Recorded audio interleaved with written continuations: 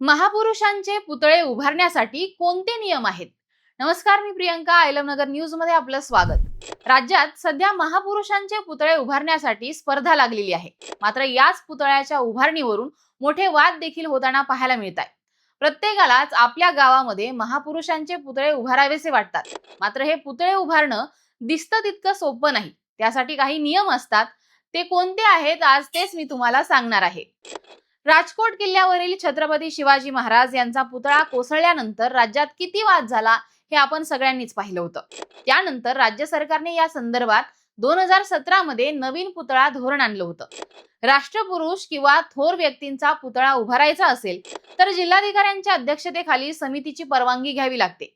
या समितीचे अध्यक्ष हे जिल्हाधिकारी, महापालिका आयुक्त किंवा जिल्हा परिषद मुख्य कार्यकारी अधिकारी, पोलीस आयुक्त किंवा पोलीस अधीक्षक, सार्वजनिक बांधकाम विभागाचे अधीक्षक अभियंता, निवासी उपजिल्हाधिकारी हे त्या समितीचे देखील सदस्य असतात. आता पुतळा उभा करण्यासंदर्भात कोणती मार्गदर्शक तत्व आहेत ते जाणून घेऊया.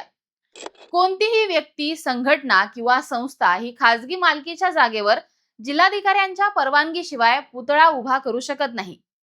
राष्ट्रपुरुषांचा पुतळा उभारण्यासाठी मान्यता देताना त्याच राष्ट्रपुरुषांचा दुसरा पुतळा त्या गावात किंवा शहरामध्ये 2 किलोमीटर त्रिज्येच्या परिसरात यापूर्वी उभारलेला नसावा याची दक्षता देखील घेण्यात आली पाहिजे.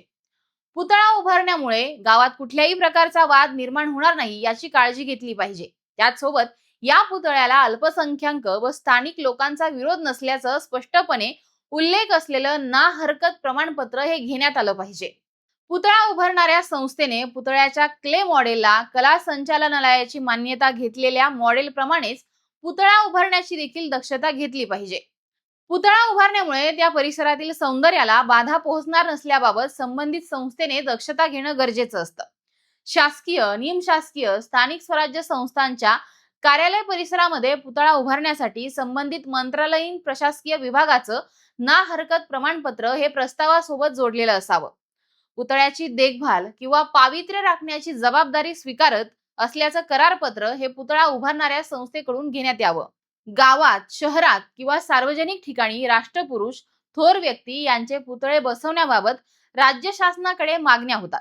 मात्र राज्य सरकार या पुतळ्यांसाठी निधी देत नसून पुतळा हा स्थानिक लोकांच्या पुढाकारातून म्हणजेच लोकवर्गणीतून बसवला जावा असं अपेक्षित आहे. भविष्यात रस्ता रुंदीकरण किंवा इतर विकास कामांमुळे पुतळा हलवण्याचा प्रसंग उद्भवला तर त्याला विरोध न करता आवश्यक ती कार्यवाही स्वखर्चाने करण्याबाबत पुतळा उभारणाऱ्या संस्थेचं शपथपत्र हे घेण्यात आलं पाहिजे.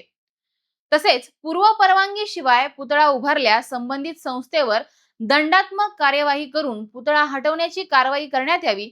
हे सगळे नियम पुतळा उभारताना पाळणं गरजेचं आहे. शासनाने पुतळ्यांवरून होणारे वाद लक्षात घेऊनच ही मार्गदर्शक तत्व ठरवलेली आहेत.